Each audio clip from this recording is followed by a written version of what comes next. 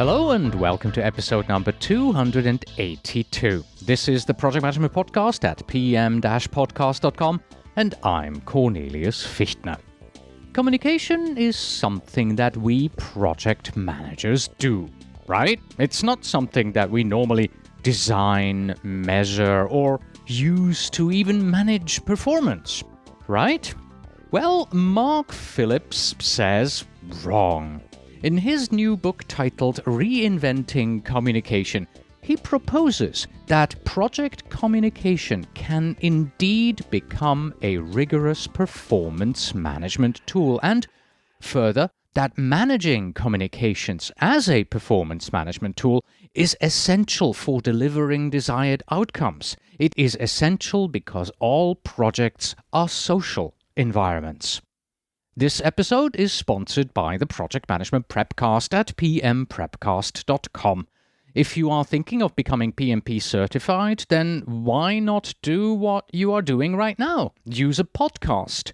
Over 25,000 project managers so far have watched the Prepcast video lessons to prepare for their exam. Give it a try at pmprepcast.com/free. In the interview, Mark introduces us not only to how to use communication as a performance management tool, but also to the elements of communication design, how a hard tool like software can help project communication, how good communication determines project outcomes, and he introduces us to 2 checklists that are included in the book that will help you design communication to performance management. If you would like to win a copy of his book, then all you have to do is to participate in the giveaway. Just go to facebook.com/pmpodcast. As always, we have 1 copy of the book that is reserved for our premium subscribers, and a second one that we're giving away through Facebook to anyone who leaves a comment in the book giveaway announcement. Good luck, everyone. And now, communication may be a two-way street, but right now, you just have to listen and enjoy the interview. The Project Management Podcast's feature interview. Today with Mark Phillips, author of Reinventing Communication.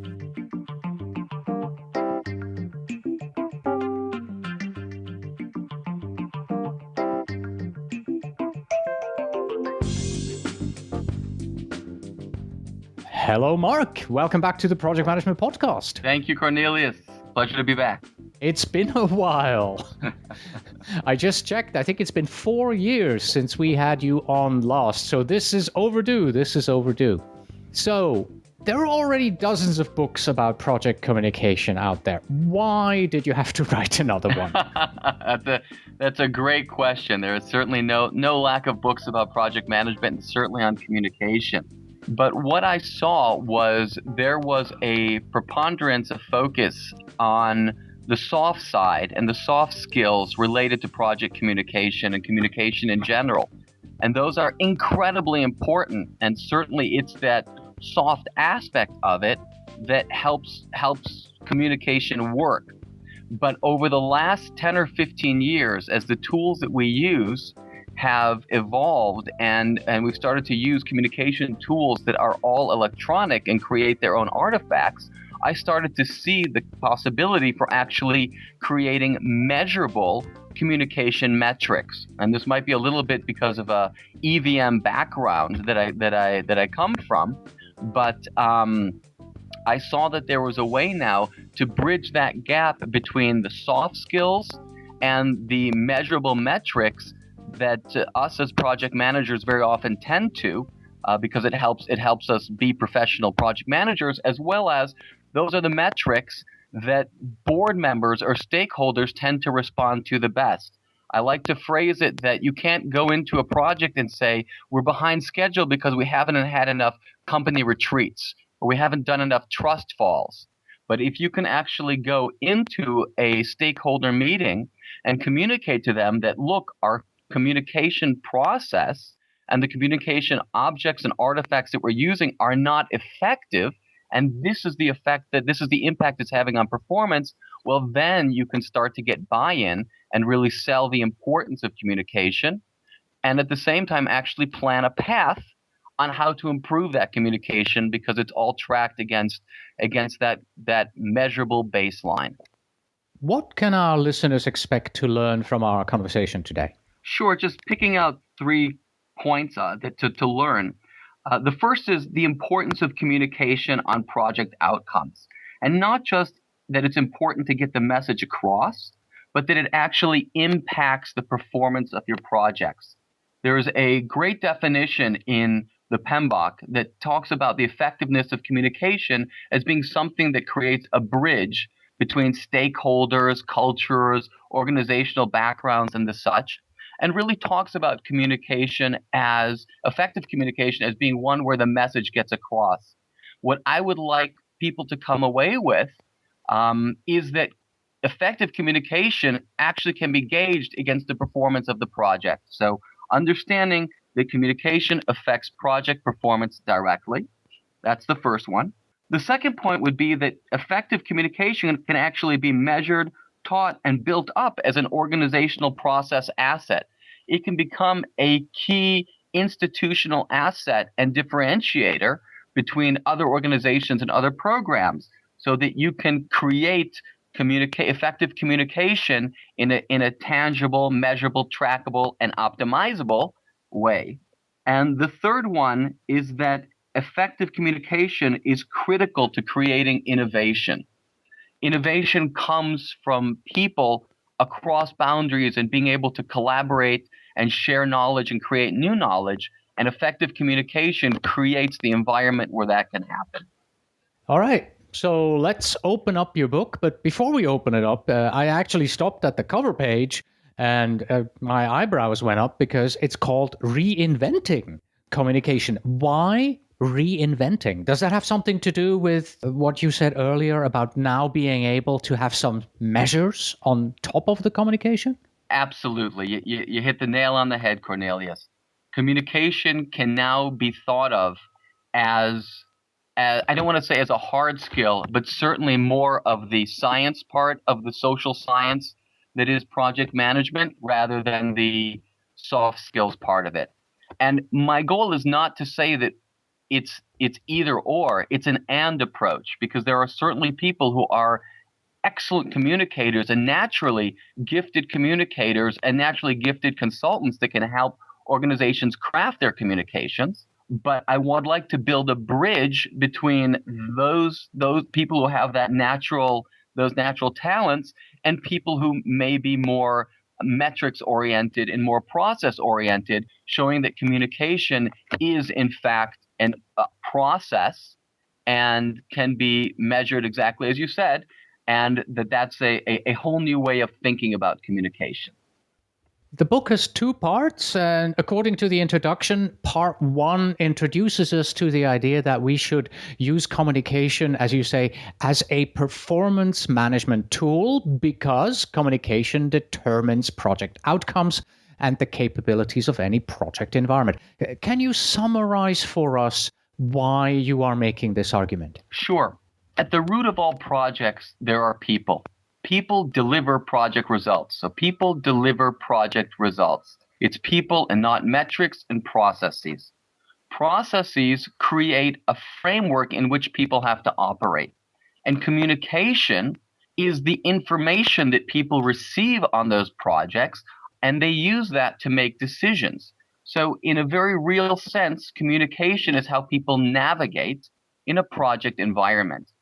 So it is, if you want to improve the way a project performs, you have to make people be able to navigate their way through that project to the outcomes that you'd like. If you give them a map that's in a language that they don't understand, they might struggle with it. They might try to do what they can, but at the end of the day, they're not going to be able to get to where you want them to get to. So it's about creating the right map, the right wayfinding techniques, the right GPS tools, as it were, or it can be thought of as picking the right language on the GPS for people to understand, to then navigate that project environment to deliver the kind of results that we as managers and our stakeholders want from those projects. In chapter 1, you state that communication determines project outcomes. Can you please elaborate on that for us? Absolutely. There's a great concept that was created by a man named Melvin Conway in the late 60s, where it's now been called Conway's Law. And what he did was he studied how organizations create anything really, how they design and create. And what he saw was there was a mirroring effect between the communication structure of the organization and the structure of the deliverable that organization came up with. And this has been studied extensively, and there was a recent Harvard Business School working paper that continued to validate the findings of Conway and Conway's Law. And certainly I've seen it time and time again in my practitioner role, and been validated by many other practitioners that the structure of the communication environment and then the effectiveness of that structure determine what the outcome is. Like a great example is very often you will have projects set up where there is a variety of subcontractors that are working on different components of a project, and then there's an integrator. And the PMBOK talks about integration as a key process area because of this. That because we've disaggregated work breakdown structure and then task things out to different organizations, we have integration as a key process. Therefore, many of the risks are in the integration area. So when you look at the final project that's being delivered, or the deliverable rather, the final product, much of the risk and much of the structure is going to be subsystems that have to be integrated into a single work product, a single product that comes out of it. So it's going to it mirrors the structure of what the communication environment was. And if I may, there's a really neat case study that was studied on Microsoft Vista, on the development of that operating system.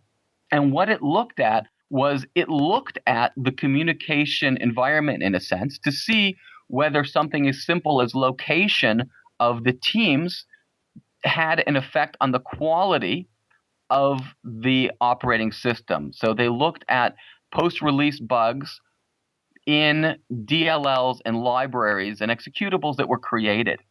And intuitively, we might think that certainly something like location would be an overriding factor, that DLLs or products that were worked on from different locations would have higher rates of bugs than ones where people worked on when they were in the same campus.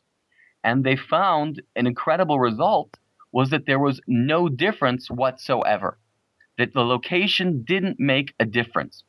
What's more, not only did it not make a difference, it didn't make a difference to the extent that you even had people who were working across continents that had the same rate of post-release bugs as DLLs where people were working on the same campus. And that was regardless of the complexity, number of lines of code, criticality of the DLL and the library that was being built.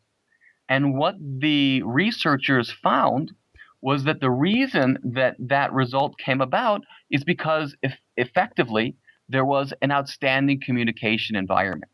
So by creating that integrated communication environment, they were able to have a high quality integrated product. So I hope those examples help answer the question. Yeah, and it's also a great segue with this outstanding communication environment, because in the book you talk about the elements of communication design, which will then, of course, lead to such an outstanding communication environment. So if you had to choose, what are the top 3 elements of designing your communication, and how do they help? Sure, it's a great question. Hard to pick, but one that I believe would be most relevant for many people in your audience is, first and foremost, what the methods are of communication. We tend to live in an environment where luckily there's a proliferation of communication tools. And people often jump onto grabbing all the tools possible, thinking that the more communication, the better, and the more mediums that we have in which to communicate, the better. And I actually tend to see in my research and on the ground is the more communication, the more noise there is, the more confusion that gets created. So while it's fantastic to have tools that make it convenient to communicate, it's very important to look at that element of what those methods are of communication and the rules around using them. If an organization can settle in on specific tools, specific media for communicating for specific functions or specific cases, or it can be that, for customer support, we always use X tool. For requirements gathering, we'll always use in-person meetings. And if we try to do issue resolution, we'll do a couple of emails. And if after 3 emails that doesn't work, we have a mandatory phone call. So defining those methods of communication and those rules for each method can make a massive difference in the amount of collaboration and effective communication that comes through. So that would be the first one, and actually dovetailed into the second one, which was setting rules for each method. And if I have to pick one other element out of that, it would be this concept of an integrated communication strategy. And that can be, there's a whole spectrum of how sophisticated that needs to be. On one end, it is simply being aware of the communication choices that you and your team are making. And on the whole other end, it goes to creating basically what becomes a performance measurement baseline, PMB, but of communication. That is a time-phased workflow of project communication. So that would be my third one, would be an integrated communication strategy, really anywhere along that spectrum. And over time, one can start to evolve across that spectrum to where it is on that spectrum that makes the most sense for your management style, the projects that you're managing, and the environment in which you're operating. I can see that just by using these 3 elements, that first of all, you're going to improve your communication, but you're also going to increase the amount of work that you have. You're going to have to plan this. It's going to have to be documented and communicated to everyone. Do you find that project managers actually think about designing their communication approaches at all? That is a fantastic question. I think that Chapter 10 in the PMBOK, Project Communications Management, is one of the most underutilized process areas because people tend to think of communication as a burden, as kind of the necessary grease to keep the process moving. It's neither an input nor an output. It's kind of the grease that keeps things moving. And what I propose, and what research has actually shown, is that the time spent in communication can be much more important than even the time spent in developing your schedule to the next level of detail. That it's the communication environment which is the overriding system, as it were, on how your project is going to perform.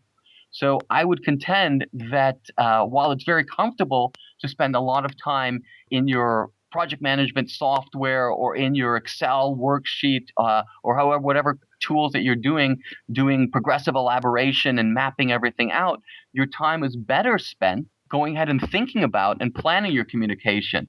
And it doesn't have to be to the extent of that full integrated communication spectrum on the far end of that range. It can even be just a matter of being cognizant of it and thinking about it, and then hopefully having other people in the organization think about it. But doing that can significantly improve the performance of the project. And for those who might be even more skeptical within the organization on the value of spending that time, that's where the concept of having the metrics comes in. Because if there is someone who's willing to be that change agent or who wants to experiment with a little bit, in no time, you can create metrics very quickly and easily without a lot of overhead that will prove the value of that kind of time spent. Let's take a small step away from your book because you work for Vertibase and you offer project management software in your company to your customers. Software, a hard tool, communications, a soft tool. So how can software help support project communications? Sure.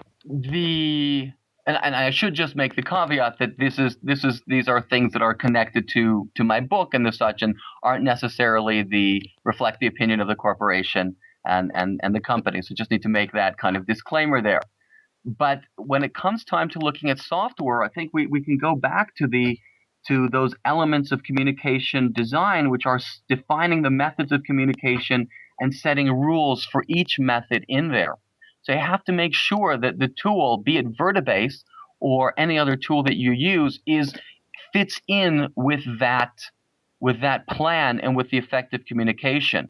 Needless to say, we designed Vertibase to try to generate those artifacts that we believe would be most valuable within a project environment, and certainly to facilitate the kind of interactions which would be most valuable to it.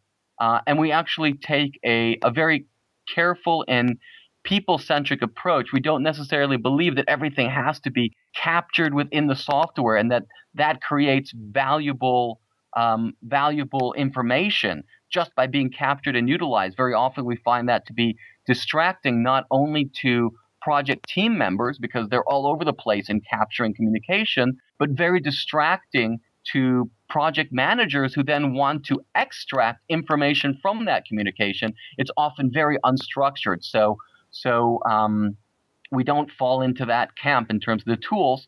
But when you look at the soft tool, or a hard tool rather, a software tool like Vertibase, it has to fit into that equation of making it an effective communication tool. Again, we do work very hard to make it that, but the overriding principle has to be that it is effective communication. Let's come back to what we actually see happening in the field. Before we talked about software, we talked about what we could do and should do in regards to designing communication approaches. What are some of the observable behaviors around communication that you find in project environments? Sure. The most direct observable behaviors are things like schedule performance, cost performance, and technical performance. To use the EVM terminology, your SPI and CPI are a direct result of the communication environment. The technical performance of your product and the quality of that product are a direct result of the communication environment.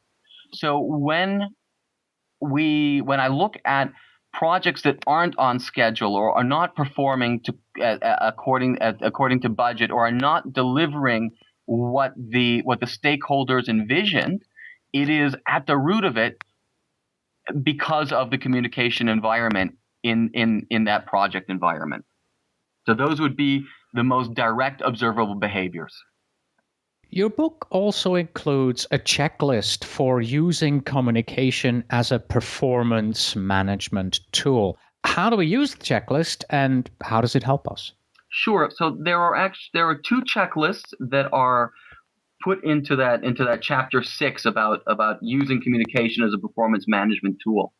One of which is a table that talks about different dimensions of it, conceptual, tactical, and measurable dimensions of how to use communication as a performance management tool. And it really starts with the understanding of the communication environment of your project environment, and then understanding the observable behaviors of that project environment, then being able to understand the relationship between the communication and the observable behaviors, and then identifying what you want those observable behaviors to be, and then starting to select the communication elements that you can use to achieve those behaviors, and then measuring the observable behaviors you actually see against the communication elements that you've started to modify and change, and see what's happening. So it's a very classic plan, do, act, check type of cycle, or very much here's my current state, that's my desired end state, here's how I can get from here to there, and then how to do it. So it's very, very common procedure for project managers. It follows very similar kind of processes that other project management knowledge areas and processes follow. I then have after that a checklist of actually step by step, as it were, almost like a to-do list of what you need to do in order to use communication as a performance measurement tool. And this checklist is applicable whether you're doing something as detailed as a full-on time-phased workflow of communication, or whether you're simply just being more conscious of the communication choices that you're making and trying to improve on that. It's applicable in across that spectrum. And to close out our discussion, the subtitle of your book is How to Design, Lead and Manage High-Performing Projects. Would you please give us your maybe 3-4 best tips and approaches that our listeners can apply right away on their projects, other than, buying a book and following your checklist, that our listeners can use on their projects and start improving and reinventing their communication tomorrow? Sure. Thank you. The number one tip that I would give to people is remember that communication is there to cross boundaries and to cross silos. It's there to build bridges. It's not there to reinforce those silos. Very often I talk to project managers when I'm on the ground in helping clients out. I talk to project managers and I hear a refrain: if only my stakeholders could read a Gantt chart, if only they understood what a WBS was. So there's a common drive to be very proud of the skill sets that we have, which we absolutely should, but to want to spread the word about it and make everybody understand our language. And I think it's very important for people to remember that everybody lives in their own domains and has their own skill sets and value that they bring to a project environment, and that our goal as project managers is to create communication that can actually bridge that environment. So think about who's receiving it and think not about how you can get them to understand your language, but how you can put your artifact, your communication into their language, as it were. That's the first recommendation there. Related to that would be that thinking about the receiver, and don't be afraid to experiment with your communication objects, with the artifacts that you're using. Try new ways of expressing what it is that you want to say. That can be as simple as things like fonts or changing the time of day that you send it. There's a great body of research that shows that the time of day when you send a piece of information directly affects whether the person is going to even open it, read it, and what they're going to do with it. So think about the time of the day or the day of the week in which you're sending it, or think about the phase of the project in which you're having the conversations that you want to have. And certainly included among that is think about what tools that you're using. So don't be afraid to experiment with your communication environment. And the third tip that I would leave people with is remember that projects are about people. It's not about getting the process through, and it's not about making sure you check off the list of your method. It's ultimately about unlocking the incredible potential that each person on your project team and project environment has in order to create the best outcome that you can and the most wonderful project and project environment that you can create. Excellent. Once again, the book is called Reinventing Communication: How to Design, Lead and Manage High-Performing Projects. It is written by Mark Phillips and published by Gower. It's about 160 pages thick. Mark, thank you very much for your time today. Thank you. A pleasure. Thanks for having me, Cornelius. And that was our discussion on how to use project communication as a performance management tool with Mark Phillips from Vertibase. That's it for today. Thank you very much for listening. As always, you can find us on the web at pm-podcast.com. If you are a project manager who wants to become PMP certified, then the easiest way to do so is with our sister podcast, the Project Management Prepcast, and study for the exam by watching the in-depth exam prep video training from pmprepcast.com. please send your emails to info@pmpodcast.com. And you know what's coming now? When you write, please do tell me where in the world you are writing from. And finally, we have this. Do you know the definition of the term group project? Well, it means that one person does all the work and everyone takes credit. Until next time.